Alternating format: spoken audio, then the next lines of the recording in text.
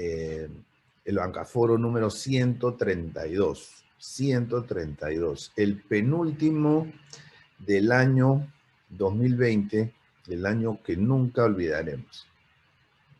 Así que, pues, el día de hoy estamos nada más y nada menos que con un experto en lavado de activos, que es mi gran amigo Ricardo Sabela, ¿no? Un verdadero especialista en la materia. Digamos, el resumen de su biografía la hemos puesto en todas las invitaciones, así que pues no queremos ser reiterativos, ¿no? Solamente decirles que él es socio director de BST Global Consulting, donde actualmente hace asesorías, consultorías y también auditorías en temas relacionados con lavado de activos. Entonces, con toda esa experiencia que tiene Ricardo de haber recorrido gran cantidad de países de Latinoamérica y de haber asesorado, implementado, corregido, auditado sistemas de lavado, pues lo hemos querido invitar para que el día de hoy nos comente sobre las principales fallas de los sistemas antilavado, ¿no? En una conversación, digamos, en la medida de lo posible, informal, sencilla, sin entrar en temas demasiado técnicos. Queremos, pues, presentarles a Ricardo Sabela. Ricardo, ¿cómo estás? Hola, muy buenos días. ¿Cómo están? ¿Todo bien? Yo no estoy en un hotel, estoy en mi casa, en la comida de mi casa. Pero bueno, no soy tan viajero en estos tiempos como lo estuvo Ernesto. Muchísimas gracias a todos por la participación y bueno, por la posibilidad de intercambiar algunas ideas, algunos temas que fuimos recogiendo a lo largo de algunos trabajos que hicimos.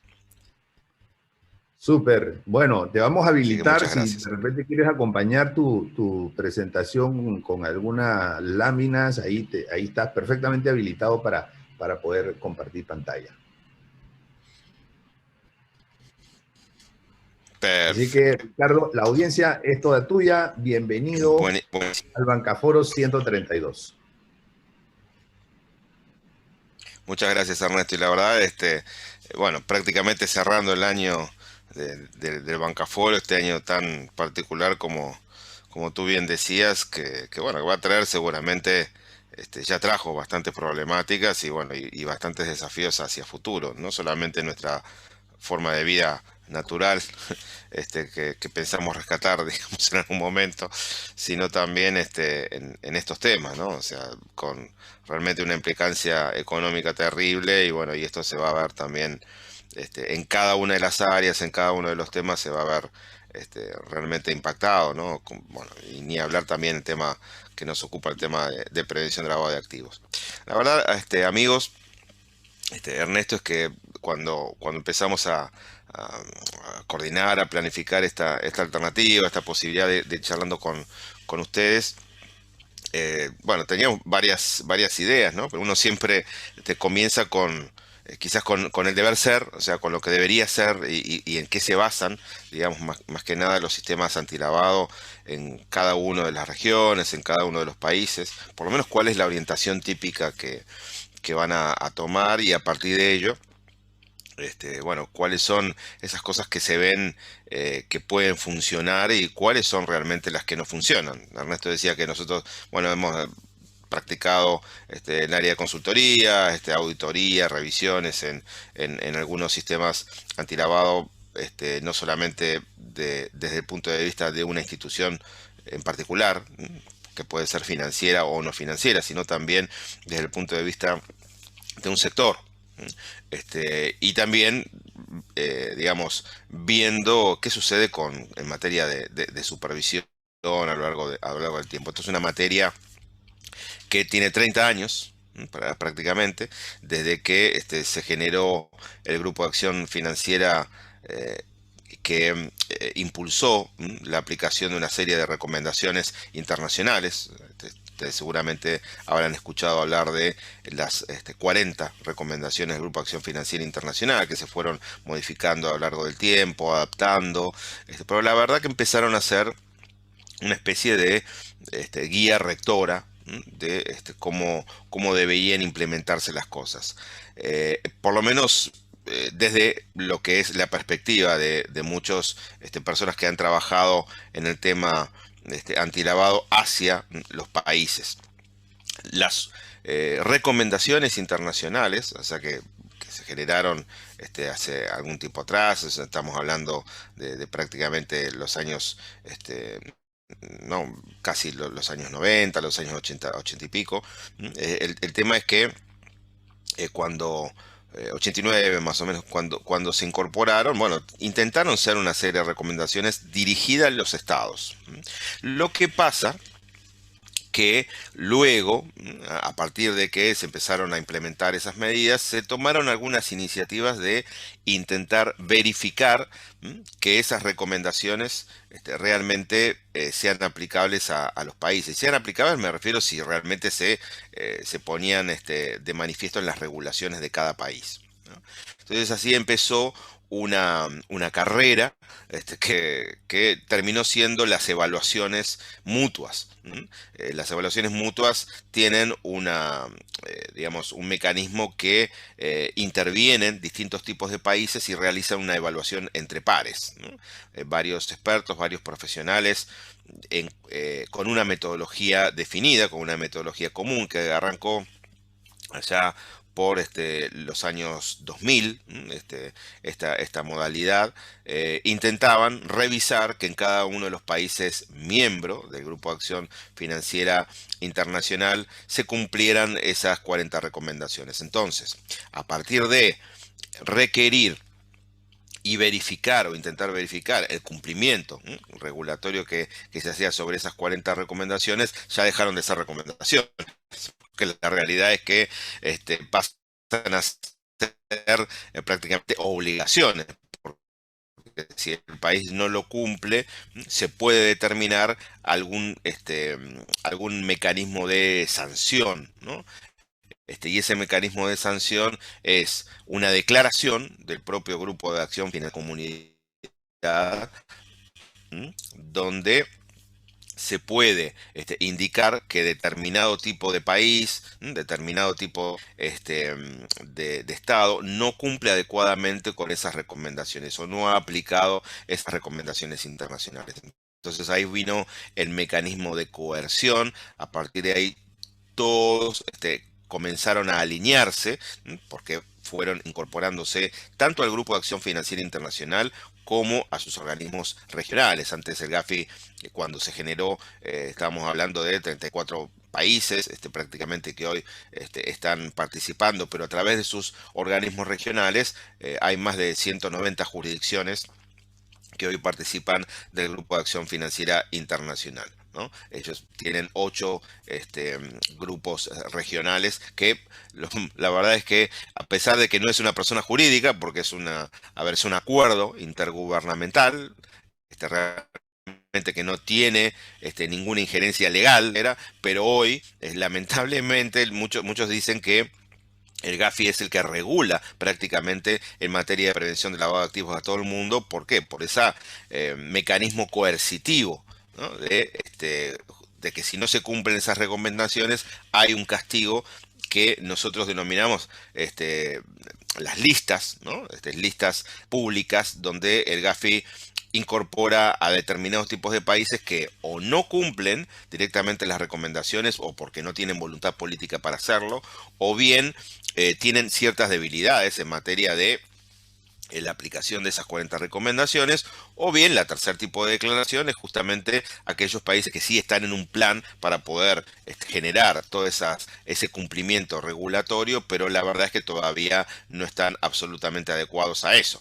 Entonces, en esta línea, el castigo, nosotros siempre decimos que es monocromático, digamos, porque es la lista negra, ¿no? La lista gris, de alguna forma no tienen colores, pero a partir de ahí se genera ese mecanismo coercitivo donde hoy prácticamente el regulador mundial en materia antilavado es el Grupo de Acción Financiera Internacional, porque como genera esa condición, digamos, de evaluación, más allá que las metodologías de evaluación están muy bien, digamos, se han modificado, hay un mecanismo de coerción muy fuerte donde la sanción implica prácticamente un castigo al país, no solamente en su imagen, en su reputación, sino también en las condiciones con las cuales genera negocios con otras jurisdicciones. ¿No? Entonces, a partir de ahí, muchos estados deciden tomar a rajatablas esas 40 recomendaciones para poder ser evaluados en forma, en una mejor forma y tener un buen resultado en la evaluación, ¿no? Entonces, a partir de ahí que se genera ese tipo de iniciativa. Pero yo les quería comentar también y poder realmente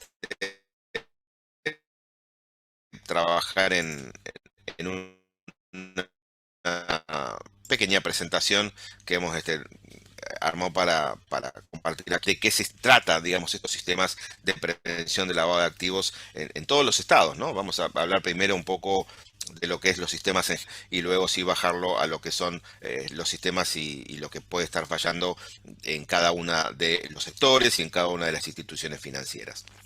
Todos los sistemas antilavado de todos los países se basan en tres engranajes que funcionan prácticamente coordinados o debieran funcionar en forma coordinada. Uno son los aspectos de regulación, todo lo que tiene que ver con cada una de las leyes y obviamente cada uno de los reglamentos que traduce esas leyes de una manera operativa, de una manera operacional. Básicamente es la regulación la que administra qué es lo que se debe hacer y en algunas situaciones, con algunas limitaciones en algunos casos, quizás con mayor profundidad en otros, nos dicen el cómo debemos llegar, digamos, a ese objetivo de cumplimiento de lo que está dispuesto. El problema aquí es que en materia regulatoria, básicamente, en principio, cada uno de los países iba trabajando en sus propias definiciones, tomando definiciones de las propias convenciones internacionales a las cuales el país adhería y obviamente hoy sesgado a lo que son las recomendaciones del Grupo de Acción Financiera Internacional. Entonces, prácticamente las leyes vigentes, si bien cada país las acomoda, las desarrolla de acuerdo a su propia infraestructura legal, a sus propias condiciones jurídicas, teniendo en cuenta también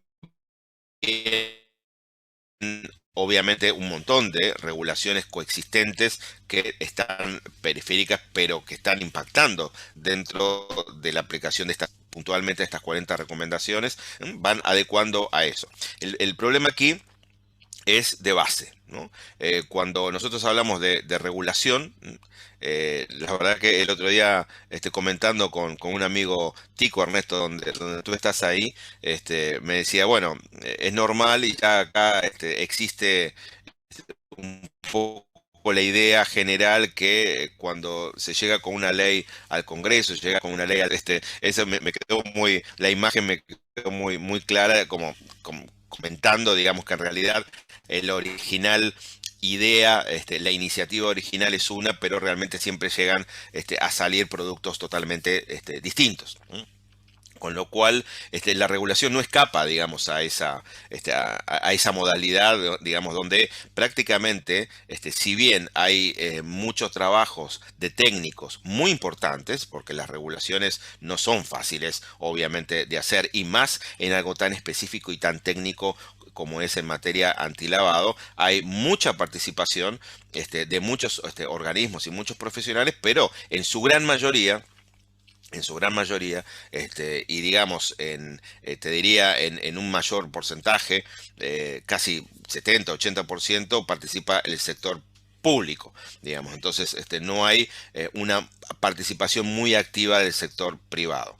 Bien, en muchos países sucede eso, en otros países quizás hay más ventajas para que las organizaciones del sector privado participen, pero la realidad es que muchas de estas instituciones o se involucran a través de las asociaciones o, digamos, deciden, digamos, no tener un involucramiento directo porque, bueno, no se quieren tampoco o comprometer mucho o la realidad es que quizás no están tan ayornados con esto o temen de alguna manera ir en contra de algún tipo de voluntad política y de alguna manera también tener algún tipo de represalia. Entonces, la realidad es que la participación privada no es la que se espera en materia de lo que es la conformación de las regulaciones. Entonces, ¿qué sucede? Las personas que definen qué es lo que hay que hacer tienen la letra del Grupo de Acción Financiera Internacional, pero no tienen la expertise, digamos, y el negocio, que es el que hay que regular. Entonces, de alguna forma, es donde se genera ya un problema de base, ¿ya? Porque todas las regulaciones, si vemos en todos los países, dicen prácticamente todo lo mismo. Algunos dicen que el gran regulador mundial, y no me estoy refiriendo solamente a las leyes, ¿no? Sino también estoy refiriéndome a las reglamentaciones, inclusive que nuclean, digamos, qué hacer, cómo hacerlo, en función de cada tipo de sector. El problema que tenemos es que propias. Y algunas definiciones propias quizás no van de la mano con esas recomendaciones internacionales. Entonces, el país se siente limitado, digamos, a tener que cumplir con esas recomendaciones cuando son genéricas y quizás no son adaptables a cada situación particular de cada país.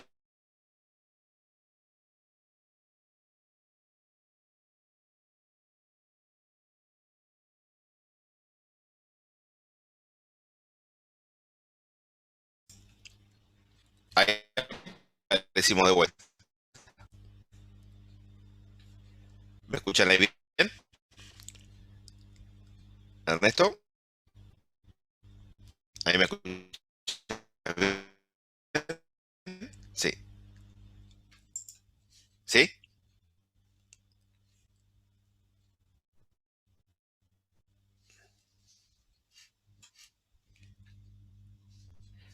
El- No te escucho. Estás muteado, por eso no te escucho. Ah, perdóname, perdóname. No, te decía que las telecomunicaciones están bastante congestionadas en todo el mundo, así que eso hace que haya Sí, intermitencia. sí, sí. Pero felizmente estamos de vuelta y bueno, por favor, continúa con la ponencia. De vez en cuando se entrecorta, pero Perfecto. bueno, tenemos que Se te asumir corta. esas dificultades tecnológicas. Adelante, Esas Ricardo. dificultades. Perfecto. Buenísimo. Gracias. Gracias. Entonces, les comentaba, amigos, que la realidad es que esas situaciones en cada uno de los países, digamos, está a veces hasta muy limitado, ¿no? Realmente yo siempre utilizo una frase que tenía, ¿no? Es de un conocido, gran querido abogado que hace mucho tiempo que está en materia de prevención del abogado, te digo, antes inclusive del Gafi, que decía que hoy el gran regulador del mundo es Bill Gates. ¿Por qué Bill Gates? Porque que inventó el copiar y pegar, prácticamente todas las regulaciones son muy parecidas. Y quizás el eslabón de todo este engranaje es un tema de base, digamos, donde hay algún tema de preocupación o algún tema de deficiencia, una falla, digamos, de estos sistemas antilavado. ¿Por qué? Viniendo o llamados a colaborar.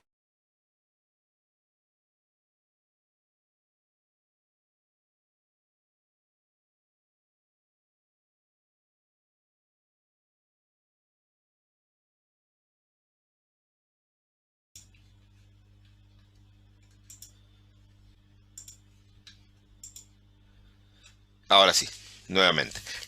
Decía que los sectores que están interviniendo, digamos, o de alguna manera llamados a colaborar, en este proceso vinculados al lavado de activos, la realidad es que son muy variados, son absolutamente variados. Y cada uno tiene propias realidades, sus propios tipos de negocios, sus propias formas de hacer negocios. Entonces la realidad es que es muy difícil regular, generar una regulación acorde a cada tipo de sector. Sobre todo, ¿saben qué, amigos? A partir de el año 2012, cuando se incorpora toda la caja de herramientas de materia antilavado, se incorporó la administración de riesgos. Entonces, de alguna forma, esa administración de riesgos hace que sea mucho más específico la posibilidad de analizar el riesgo de cada tipo de sector. Entonces, el mandato prácticamente hoy de las regulaciones es analice tu propio riesgo, analiza el riesgo del sector, analiza el riesgo de la institución y a partir de ahí genere esos procedimientos de prevención de lavado de activos para digamos, permitir prevenir, detectar y reportar las operaciones inusuales. Eso es la realidad hoy. Pero ¿qué pasa? El gran estructura regulatoria hoy no administra, digamos, no ha detectado cuál es el riesgo de cada sector. O sea, trabajamos cada una de las instituciones, cada uno de los sectores, en identificar el riesgo de lavado de activos y poder generar procesos de control acorde a esos para poder detectar operaciones, pero parecería que la regulación todavía no identificó el riesgo y no reguló en función de su riesgo. Y acá me permito un ejemplo muy sencillo. En los casinos, por ejemplo, ¿no? En el caso de los casinos, que son en la gran mayoría de los países sujetos obligados en materia de prevención de lavado de activos, les compete prácticamente la misma regulación que los bancos, que las instituciones financieras. Pero esto aquí, que si nosotros analizamos realmente el riesgo material del lavado de activos vinculado, por ejemplo, a un casino, sabemos que básicamente el problema está en la posibilidad, saquemos de plano, ¿no? O esté colaborando para eso. Me refiero a las relaciones con terceros y a las operaciones que realiza. Si sacamos de plano eso, podemos identificar que de alguna manera el riesgo material está en ¿dónde? En la conversión de recursos ilegales a algo de apariencia legal. No en el consumo, sino directamente todo mecanismo de lavado de activos pretende que una devolución de ese dinero, de ese capital, de otra modalidad que permita justificar, digamos, su origen. Entonces, de alguna manera, en un casino, ¿qué se puede hacer? Se lleva dinero en efectivo, se compran fichas o se compran tickets para juegos, se juega un poco y después se va a la caja y dice, no, miren, no juego más, deme una transferencia o un cheque. Y ese cambio, digamos, de modalidad de dinero, digamos, ese cambio de medio de pago, hace que puede considerarse un proceso de lavado de activos si el dinero originante es ilegal, ¿no? O ha sido generado en forma ilegal. Entonces, ¿qué hacen los casinos? Los casinos están obviamente obligados a seguir toda la regulación. Pero si sabemos que el riesgo está justamente en la conversión de esos recursos, una medida, por ejemplo, podría llegar a decir que si un casino reciben dinero en efectivo y realmente después un jugador quiere retornar, digamos, cambiar nuevamente ese dinero no utilizado, se le devuelva exactamente en el mismo medio de pago. Es decir, si trajo efectivo, se devuelve exactamente en el efectivo la proporción no jugada. Con lo cual estamos limitando la posibilidad de conversión. Entonces, esa regla no está en las regulaciones, ¿no? Que es una regla básica, por ejemplo, como para poder identificar algún tema, la posibilidad que exista alguna justificación indebida de recursos vinculados a un casino. Y por el contrario, la regulación que dice, identifica el cliente, yo no digo que no esté mal que se identifique el cliente, pero que atienda realmente al verdadero riesgo del sector. Eso es lo que una de las fallas principales en materia de regulación. ¿Qué pasa con la supervisión? Bueno, la supervisión tiende a qué? A tratar de verificar que la regulación se cumpla. Entonces, si de alguna manera tenemos algún problema de base en la regulación, el supervisor intenta interpretar, digamos, lo que falta, digamos, en la regulación y aplica de alguna manera su supervisión identificando o tratando de identificar riesgos, y como el riesgo es un tema de percepción, muy pocas veces las percepciones de riesgo entre el sujeto obligado de las personas que tienen que cumplir con la regulación y el que lo tiene que supervisar son coincidentes. Entonces, si no hay una estándar, una metodología que permita evaluar en forma conjunta, colaborativa, el riesgo de cada tipo de sector o de cada tipo de institución, siempre la interpretación sobre ese riesgo va a ser absolutamente diferente. Y ahí son las fallas, donde terminamos sancionando quizás empresas que no cumplen con la regulación, pero quizás no son tan riesgosas en materia antilavado. Y quizás otras instituciones que sí cumplen con la regulación, el sector donde se desarrolla o sus procedimientos quizás están mucho más expuestos en materia antilavado. Entonces es otra de las fallas. Y por último, La otra parte del engranaje del sistema tiene que ver con las sanciones penales, ¿no? Si bien las sanciones penales, digamos, se han impulsado, obviamente, y hay toda una estructura jurídica que permite sancionar, eh, punir a los que realmente ejercen, desarrollan este tipo de delitos, sabemos que los juicios no siempre llegan a, digamos, a ese cometido, porque hay determinados tipos de, hay mecanismos de negociación, hay temas vinculados a el cumplimiento de otros tipos de procesos penales, donde la verdad es que hay, digamos, mucho tiempo, exceso digamos, de plazos en la investigación penal para poder llegar a la prueba, y entonces eso es que puede producir que muchos delitos prescriban.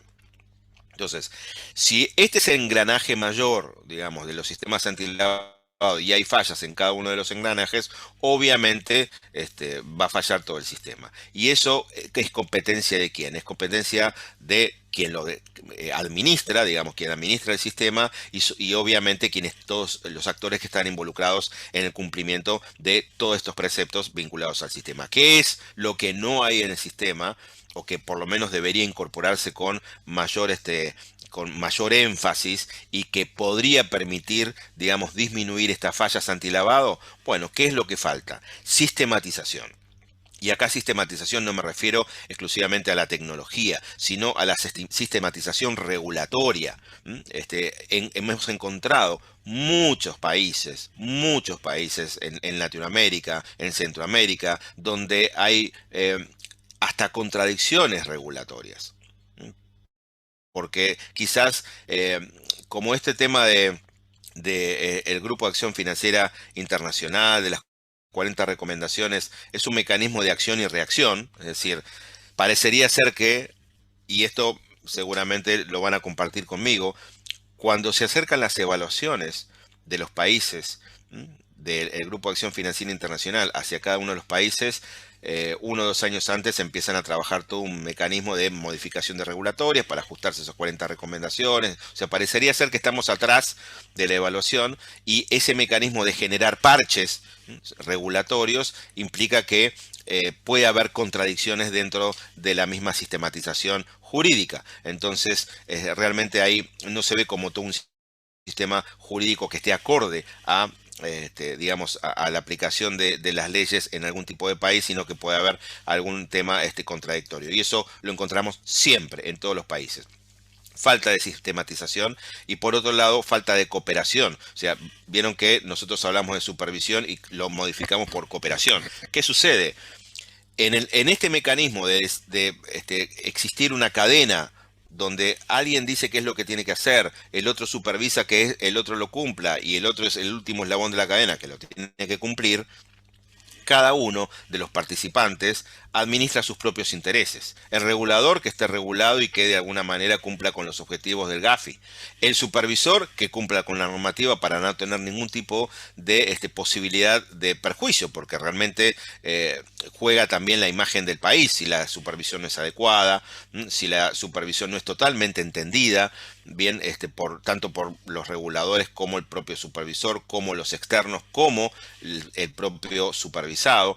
Y por otro lado, el supervisado en este sistema de coerción hace lo mismo que el Estado. El Estado se acomoda el cuerpo para poder cumplir con las 40 recomendaciones. El privado acomoda su cuerpo para poder cumplir con la regulación. Entonces cada uno tiene sus propios intereses. Cuando las organizaciones criminales tienen un solo interés: generar activos ilegales, delinquir y poder disfrutar de eso. Con lo cual el objetivo es claro.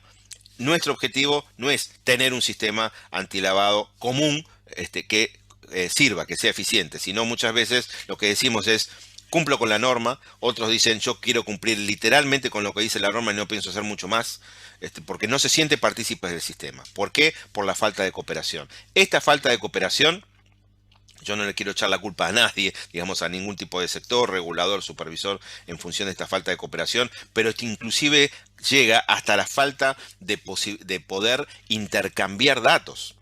La posibilidad de intercambiar datos, ¿no? Fíjense lo que sucedió con el ISIC, la Asociación de Periodistas Internacionales, cuando, digamos, prácticamente rompió la imagen, o por lo menos impactó realmente muy fuerte en la imagen de Panamá cuando fueron este suceso, digamos, eh, el robo, digamos, el filtro de información de un estudio jurídico ahí en Panamá. Y lo mismo sucedió ahora recientemente con los FinCEN Files, o sea, con información robada directamente de la unidad de información financiera más poderosa del mundo, que es el FinCEN de Estados Unidos. ¿Qué sucedió? Hubo una investigación, más allá del resultado y más allá de los titulares, ¿no? Porque después podemos hablar seriamente de que esto puede tener más un matiz más sensacionalista en algunos casos, ¿no? No estoy diciendo en todos, pero muchos periodistas lo tomaron más en forma más sensacionalista que otros. Y de alguna manera el trabajo que se hizo fue compilar información robada, poder administrar esa información, extractar, verificar, a través de fuentes, verificar ese tipo de información, compartirla, la compartieron entre todos los miembros de cada uno de los países de ese consorcio de periodistas a través de acuerdos de confidencialidad muy estrictos en donde ya había definido una fecha de publicación. Y una vez que llegó la fecha de publicación se publicó y nadie antes se había enterado. Nos enteramos nosotros un domingo por la prensa. Con lo cual, ese trabajo realmente fue confidencial. Imagínense si esto, en vez de ser, digamos, una publicidad, una difusión de un artículo de prensa, de una investigación periodística, es un reporte de operación sospechosa. La cantidad de personas involucradas, y con esos acuerdos de confidencialidad permitió también que no se filtre ningún tipo de información hasta la fecha de su publicación. En cambio, si nosotros hubiésemos tratado, por ejemplo, un reporte de operación sospechosa con colaboración, con intercambio de información en forma segura, como ya lo están haciendo muchos países de Europa, en el caso de Holanda, en el caso de Australia, en el caso de Gran Bretaña, con resultados increíbles, la posibilidad vigilada de poder compartir información, realmente los resultados hubiesen sido mucho mejores. Entonces, ese mecanismo de cooperación es el que falla. Y por último, obviamente en la aplicación de justicia, en estos mecanismos que hablamos de eficacia y equidad. Eficacia, ¿por qué? Porque parecería ser que hay resultados probados de que en procesos de lavado de activos, cuando el propio delincuente no fue condenado por lavado de activos, las instituciones que participaron sí fueron sancionadas y con multas graves. Entonces, las instituciones fueron sancionadas por no prevenir o no ajustarse a la normativa en materia de la aplicación de las normas de prevención de lavado de activos, pero el verdadero origen, que fue el lavador, no fue condenado. Entonces, esa sensación de ineficacia o inequidad, digamos, persiste entre todos los que estamos trabajando para mejor, digamos, mejorar este sistema. Y esas son las cosas que me parece que están faltando y que deberían ser, digamos, atacadas, quizás de una forma más, desde el punto de vista, digamos, más sistemática, ¿no? Y más organizada, ¿no? Si sabemos que el crimen no es organizado, obviamente nosotros parecería que todavía no lo estamos. Entonces, de alguna manera, todos los temas que vinculan a las regulaciones básicamente tocan temas de gestión de riesgos, de estructuras, de otros tipos de mecanismos, sobre todo de tercerización, de capacitación, ¿no? Que ayudan y mitigan realmente, pueden llegar a mitigar los sistemas antilavado. Y aquí nos estamos refiriendo a la regulación y al ámbito privado, y la aplicación de debida diligencia, el monitoreo, el análisis y la necesidad de reporte. Ahora, toda esta estructura está perfecta, quizás nosotros con mejor medida o quizás aún nos falta transitar en el camino para poder tener sistemas realmente que resulten eficientes, pero el objetivo de esto es realizar esos reportes de operación sospechosa, que hasta ahora, mis amigos, este mecanismo de reporte de operación sospechosa ha sido eficiente muy limitadamente, obviamente, a todos los reportes que sí han conducido investigaciones judiciales y que determinaron casos vinculados a las justicias que produjeron condena. Ahora, son muy pocos. No más en todo el planeta, no más del 5% de todos los reportes de operaciones sospechosas llegan realmente a la justicia. ¿Qué significa esto? Que hay el 95% de probabilidad de que no tengamos éxito en nuestra tarea. Eso es la realidad. O sea, a ver, es la única manera que se encontró hasta ahora para poder combatir este fenómeno. No es que sea mala, es que es la única hasta ahora. Ustedes saben bien, y vos lo sufrirás, Ernesto, ¿no? Cada vez que a partir del atentado de la Torre Gemelas, ¿qué sucedió? Cada vez que nosotros pasamos por la puerta de un aeropuerto, tenemos que sacarnos los cinturones, los zapatos, tenemos que ponernos así para un rayo X, los pantalones, todo. ¿Por qué? Porque a alguien se le ocurrió,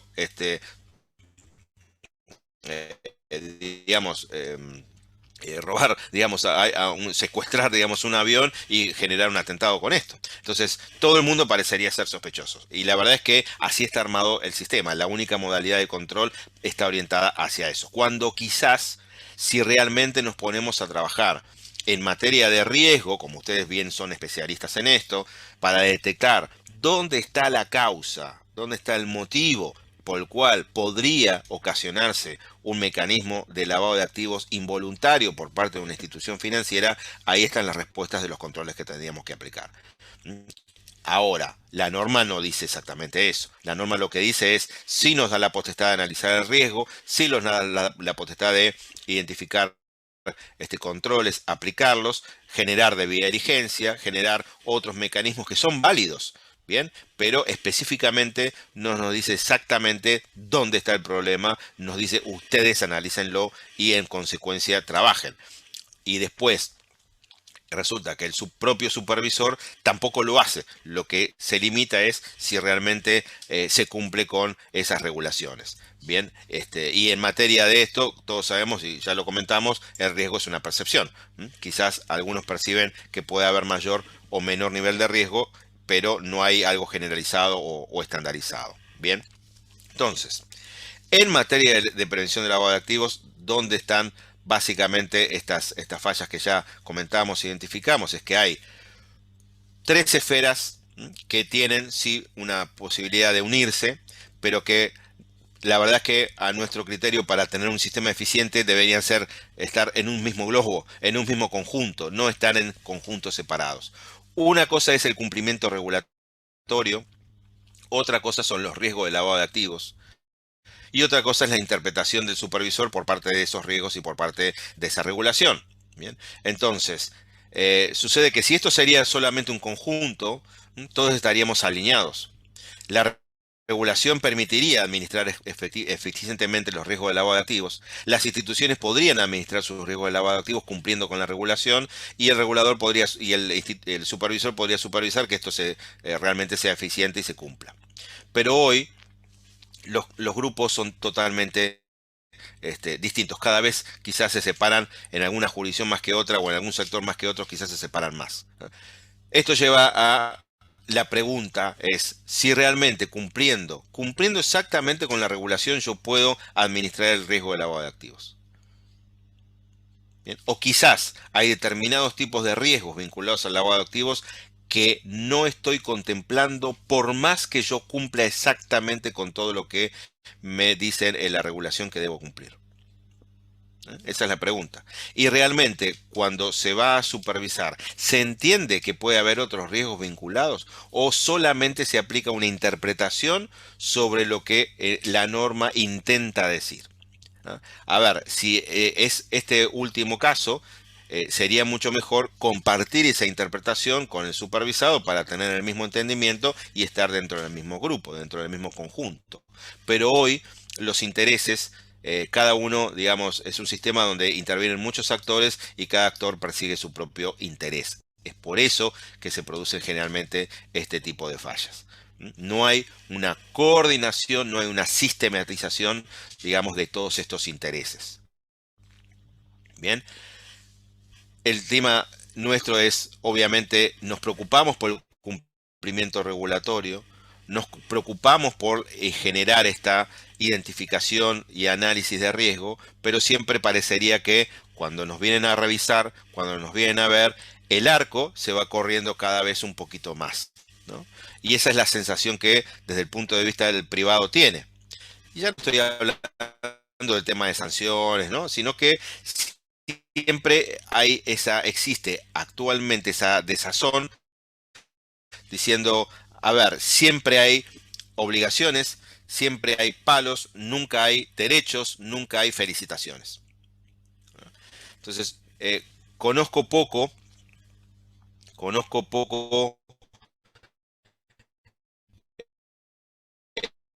de muchas revisiones, de alguna manera obtener algún tipo de hallazgo que lo permite mejorar. Entonces parecería ser que siempre el arco se corre, cuando la realidad de todo sistema antilavado, ¿para qué se busca con todas estas obligaciones regulatorias? Es follow the money, o sea, seguir el dinero. Con lo cual, el seguimiento de ese dinero, más allá de la aplicación de todas estas metodologías y todo, parece ser algo tan básico que muchos se olvidan, porque realmente están muy sumergidos en el cumplimiento regulatorio, en el cumplimiento eficiente regulatorio, sin realmente hacer quizás las cuestiones o las metodologías que se deberían hacer para poder seguir el dinero.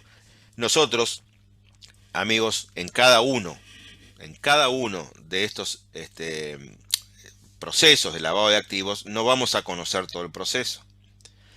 Nosotros como institución, nosotros inclusive como sector, podríamos llegar a ser partícipes, involuntarios obviamente, de algún tipo de metodología que se llama una operación inusual, un pequeño acción vinculada a todo un proceso de lavado de activos. Nosotros nos vamos a enterar de todo el proceso de lavado de activos con la investigación judicial. Nosotros no vamos a decir cuándo hay lavado de activos, eso lo va a decir un juez. Nosotros nos vamos a enterar por el periódico cuando todo el proceso de lavado de activos esté conforme y eso se difunda. Pero la verdad es que no vamos a conocer todo el proceso, solamente vamos a estar con posibilidad de detectar algún tipo de maniobra que pueda ser inusual, que pueda ser sospechosa, que pueda no estar alineada con el propósito de una operación o alineada con temas de legalidad en materia de cómo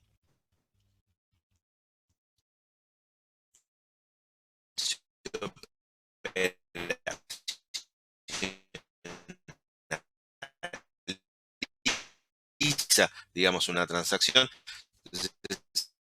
Es decir, nosotros estamos abocados al conocimiento del cliente, vinculados a su monitoreo, pero es la consecuencia de, no es el objeto cumplir con la regulación en materia de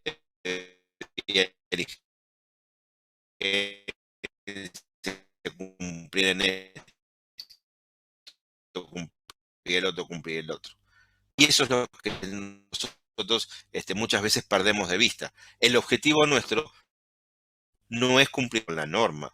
El objetivo no es generar y detectar lavado de activos, identificar procesos inusuales y poder colaborar con las autoridades para poder llegar a realmente un informe de inteligencia que permita pasar un caso al ministerio. Entonces, en ese sentido, nosotros lo básico es volver a la instancia de seguir el dinero.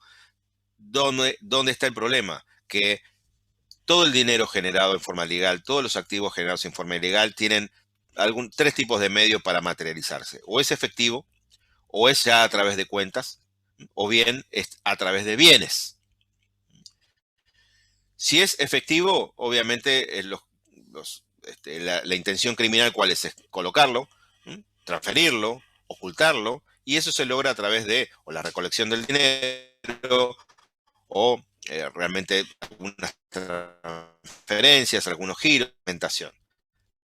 La fragmentación es dividir una gran suma de dinero en pequeñas sumas, o es en forma de muchas sociedades involucradas en un Breaking Bad, digamos, ¿no? Que nosotros seguramente hemos visto en las películas. Con lo cual, es lo que tenemos que hacer. Ese es el verdadero objetivo. Si nosotros perseguimos ese verdadero objetivo con la colaboración y el entendimiento de todos, ¿no?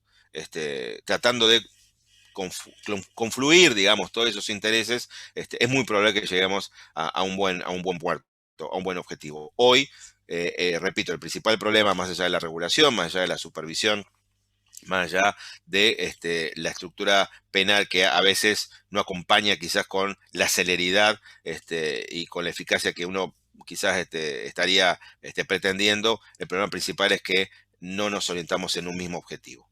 No tenemos una forma de orientarnos en una guía, ¿no?, donde todos estemos colaborando y trabajando en eso, ¿no? Cada uno está con sus propios intereses, uno tratando de custodiar el cumplimiento regulatorio para que no lo sancionen, cosa que o sea, no es malo, pero de alguna manera el problema es por qué se sanciona si se está cumpliendo, ¿no? Realmente aquí hay que hacer un trabajo realmente de conversión, yo creo, bastante fuerte en materia de supervisión, más allá del tema de supervisión basada en riesgo, donde realmente se pongan sanciones realmente por incumplimiento, no por interpretación de lo que se supone que no se cumple.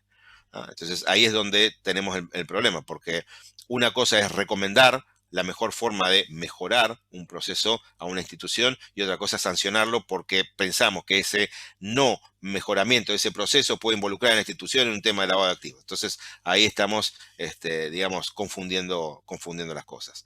Por eso es que necesitamos alinearlos. Básicamente es el problema y por eso tenemos solamente un 5% de reporte de operaciones sospechosas que llegan a la justicia.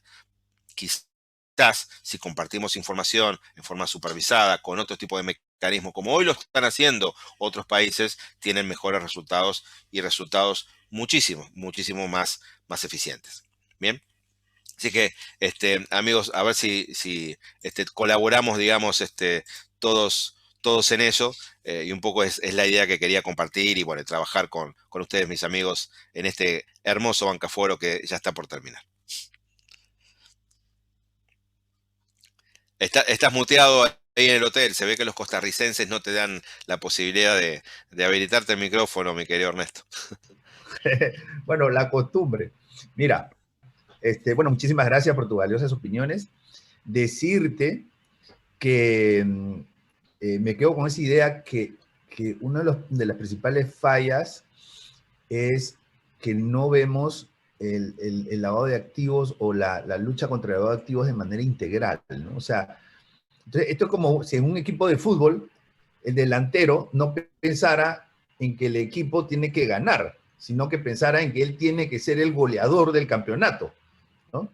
Y el arquero tiene que ser el que tiene que tener menos, o sea, cada uno piensa en su propio objetivo, ¿no? El mediocampista, el que más bolas quita o el que más bolas pasa, y así. Entonces, no se ve de una manera integral, ¿no? Obviamente ese equipo en donde cada grupo piensa en sus propios objetivos y no en el superior, pues no va a poder alcanzar, no va a poder lograr esos objetivos superiores. Entonces, lo mismo es como el sistema antilavado, ¿no? O sea, hace unos meses nosotros invitamos al director de la unidad de análisis financiero de Panamá.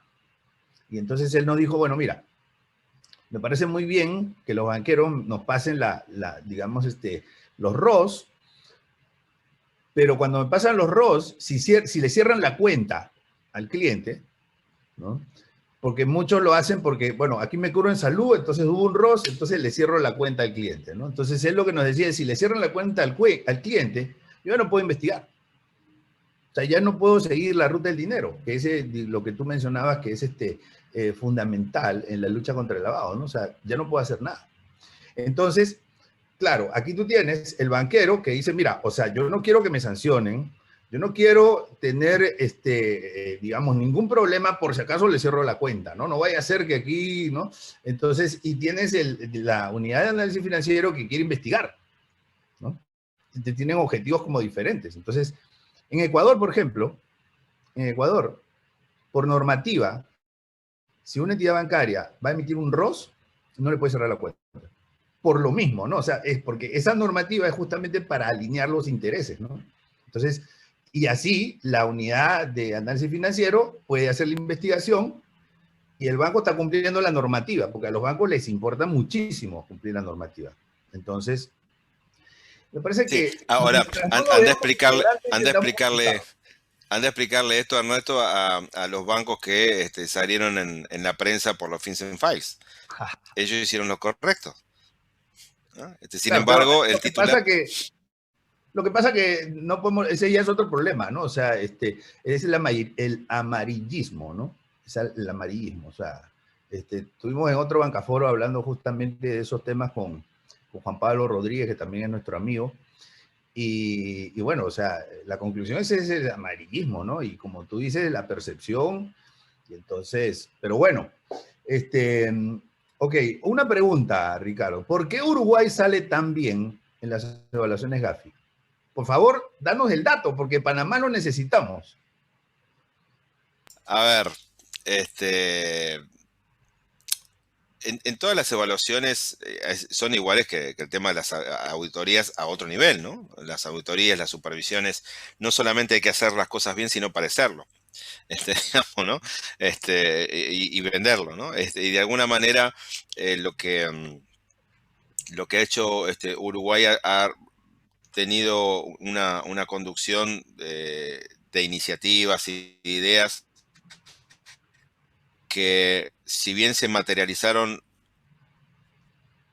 muy poco tiempo antes de la evaluación mutua, se venían trabajando desde hace mucho tiempo, ¿no? De hecho, las modificaciones regulatorias que, digamos, finalizaron, quizás en una etapa previa a la evaluación del GAFI, ya hacía con más de 3 o 4 años que se venían pensando. Un poco la idea fue cómo nosotros podemos administrar esas 40 recomendaciones para realmente aplicarlas en nuestro sistema. Y focalizar, digamos, en tener una evaluación. Uruguay se jugaba mucho en la evaluación porque, tú lo sabes bien, o sea, había temas vinculados también a venta de sociedades, a temas societarios que siempre permitían que en todos los titulares que se lea el lavado de activos, siempre había una sociedad anónima o algún tema de Uruguay vinculado. Entonces, el coordinador general no quería eso. Y dijo, bueno, tenemos que reconocer que en Uruguay se lava, hay lavado y no queremos que se lave. Entonces, a partir de ahí empezamos a trabajar todos juntos, alineados. Se alineó en la regulación a esas 40 recomendaciones, se trabajó quizás en forma mucho más coordinada para la evaluación, pero lógicamente salió muy bien Uruguay en materia de regulación, porque se modificaron muchas regulaciones que se alinean específicamente con el GAFI. A ver, siempre hay errores, o sea, siempre hay cosas para mejorar y siempre hay temas, ¿no? El tema es que es como el auditor, si el auditor no ve, no detecta determinados hallazgos, la nota es buena, ¿no? Bueno, eh, no quiero decir que haya pasado exactamente eso, pero la realidad es que sí se aplicaron buena regulación para cumplir con las 40 recomendaciones, eso sí. Ahora, en materia realmente de implementación, mira, la nota de Uruguay fue moderado, o sea, término medio en todo. No sobresalió en nada, ni fue malo en nada, ¿no? Con lo cual, esto implica que si bien hay muy buena regulación, hay que trabajar mucho más en la aplicación de esa regulación porque hasta ahora no se había visto ni se ven resultados que puedan confirmar que realmente la regulación sirve y es eficiente para lo que se trata, ¿no? O sea que básicamente la salvada estuvo en que el cumplimiento regulatorio realmente se alineó a esas 40 recomendaciones internacionales y que no hubo ninguna aplicación no contemplada, digamos, de esas 40 recomendaciones o de esa ley, digamos, no hubo una nota mala, pero tampoco fue buena, digamos, fue todo moderado, digamos, ni malo ni bueno, regularón, digamos, como plano, ¿ah? Claro, pero Esa es la sí, diferencia con otros países, claro, ¿ah? pero si Donde, juegas dos partidos y uno lo ganas y el otro lo empatas, clasificas, ah, ¿no? Más o menos. bueno, Más o tal cual. menos, ¿no? Entonces, Esa es la pero diferencia. sí, pero a mí me parece, digamos, y esto puede ser una percepción externa, pues no conozco muy bien el caso de Uruguay, pero creo que ustedes tomaron la decisión de transformar muchas cosas, Sí. ¿no? Pero para hacer cualquier proceso de transformación, a nivel de empresa, a nivel personal, profesional, de país, de gobierno, para hacer cualquier proceso de transformación, el primer paso es reconocer el estado base, ¿no? El estado inicial. Entonces, uno de los grandes problemas que nosotros tenemos en Panamá, que no queremos reconocer. Y entonces, ¿por qué no queremos reconocer? Porque le echamos la culpa a Gafi, que Gafi nos mandó evaluadores que estaban sesgados o que no, pues, no eran los mejores evaluadores, que Gafi tiene la culpa, que Gafi no sabe reconocer estos avances que hemos hecho. O sea, digamos que esa ausencia de reconocimiento se convierte en el enemigo para la transformación. Y lo que pasa es que el mundo cambia demasiado rápido, no solamente en los temas de negocios, sino en temas de lavado de activos y la evolución que está teniendo el lavado de activos y la prevención del lavado de activos, o sea, hace que si un país se restringe solamente en cumplir con las observaciones que hace Gafi en sus evaluaciones, se va a quedar rezagado, porque cuando le toque después de 2 años otra evaluación, ya aparecieron nuevos temas. Entonces, en la medida en que los países no se pongan proactivos, difícilmente podrán, en el caso de Panamá, pues quitarse ese peso, ¿no?, de una mala evaluación. Y el caso de Panamá no solamente es, que está en lista de países de alto riesgo, de Gafi, no solamente es ese problema, sino que hay un segundo problema y es que tiene el estigma. O sea, estuvo en lista Gafi, salió de lista Gafi, volvió a lista Gafi, es que Panamá es Panamá. Entonces, una vez que te ponen ese estigma, o sea, es muy difícil poder liberarse digamos, de esa marca negativa, ¿no? Sí, sí, sí, tal cual. Aquí lo que sucedió fue hace casi 10 años, ¿no? Estoy hablando de hace mucho tiempo atrás, el primer secretario antilavado, cuando tomó el cargo, dijo, bueno, a ver, no nos gusta, no nos gusta, acá se lava. Acá se lava como en todos los países y no quiero que se lave. A ver, es algo básico, Ernesto. Donde hay delito que genere dinero ilegal, hay lavado de activos. Eso pasa en todos lados, ¿no? Muy bien. Entonces, eso digo, lo reconocieron. Y te digo más, tengo un amigo que fue director de una unidad de información financiera hace muchos años y que tenía que hacer normas, él regulaba, ¿no? Tenías que hacer normas para esto, y él, para normar determinados sectores, copiaba básicamente la norma base y le ponía algunos aditamentos vinculados a cada sector. Entonces, llegó a normar el sector seguros, ¿no?, en materia de prevención del lavado de activos. Y se encontró luego con las empresas de seguros y la Asociación de Empresas de Seguros le dijo, doctor, dice, la verdad que lo felicito porque ha generado una norma muy buena. Usted sabe mucho de prevención del lavado de activos. Ahora, de seguros no entiende nada. Y el hombre le dijo, estoy de acuerdo, no entiendo nada. Vamos, nos sentamos y empezamos a trabajar de nuevo. Claro, digamos, dejó en una normativa los depositantes, ¿no? En el copy-paste dejó los depositantes, así para la normativa de las aseguradoras. Es un chiste, obviamente. Sí, bueno, sí, sí. Entonces, bueno, Ricardo, el tiempo se nos fue, pues la verdad que muchísimas gracias por acompañarnos en el penúltimo Bancaforo del año. Y gracias también a todos nuestros amigos, decirles que el